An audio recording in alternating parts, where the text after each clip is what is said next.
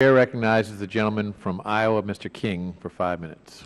Thank you, Mr. Chairman. I thank the witnesses for not only your testimony, but your deep and diligent due effort here on this, and also Chairman Issa in leading on this. This goes so deep as I listen to this testimony here today and try to make sense of this timeline. But I'd like to back up a little bit and ask you, Chairman Chavis, what was the first date that the public became aware, or you became aware, that there was a problem with the IRS potentially targeting conservative organizations? I think that goes back to 2011, if I recall, Dave Camp and the Ways and Means Committee. That'd be the first formal with his letter to the IRS. But it must have been in the public eye prior to that. Are we working with a date that's probably a half a year ahead of that period of time? I don't recall when the first complaints started to come in, but there were groups that were complaining that their applications were being held for unknown reasons. And this was under then IRS Commissioner Doug Shulman. There have been a couple of different IRS commissioners through this process, yes. And so I would turn to this. The tapes were destroyed. Do we know the exact date that they were destroyed? Yes, we do. I believe it was March 4th, if I recall, of 2014. Okay, March 4th, 2014. If we know the exact date, then do we know the name of the individual that physically destroyed them? The Inspector General did interview some people who work there. I don't have that name at my fingertips, but it is in the, I believe, in the TIGTA report, or I'd have to confirm that, but they did. Okay. We were relying on the Inspector General who interviewed these people. But we think that we do know the name of that individual. The Inspector General knows the name of that individual. Would you have any knowledge as to whether Commissioner Koskinen had confronted that individual to ascertain the truth, as you would if you were a manager? I believe the Inspector General testified, as I recall, that he saw no evidence that there was any attempt or communication with them to confirm the existence of these tapes. And again, the Inspector General found them in 15 days. And so we're dealing with, among other allegations here, perjury and obstruction of justice. And I would ask if you've speculated as to why one would leave themselves vulnerable for such charges.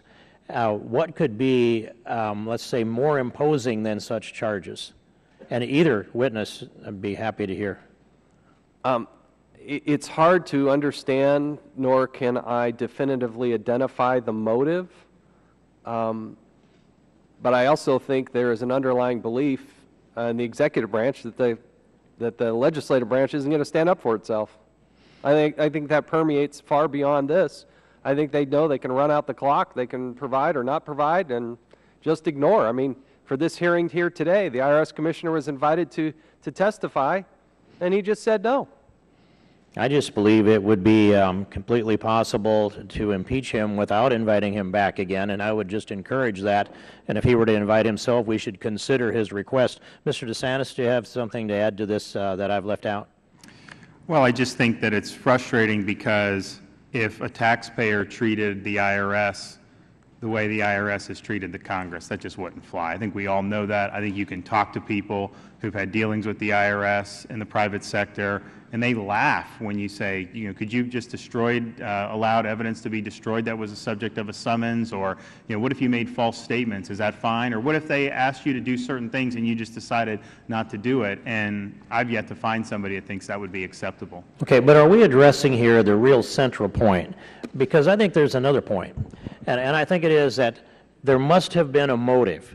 If the IRS comes to me and insists that they have my documents, and I'm going to provide them because it's easier to do so than it is to face the wrath of the IRS, as each of you have testified. But when you're appointed to clean up the agency of the IRS as their commissioner, you know there's a problem that you've inherited, and there's 24,000 missing emails in that. Is it possible that those emails could trace back and thread to the highest reaches of government at the most famous address in the United States of America, perhaps?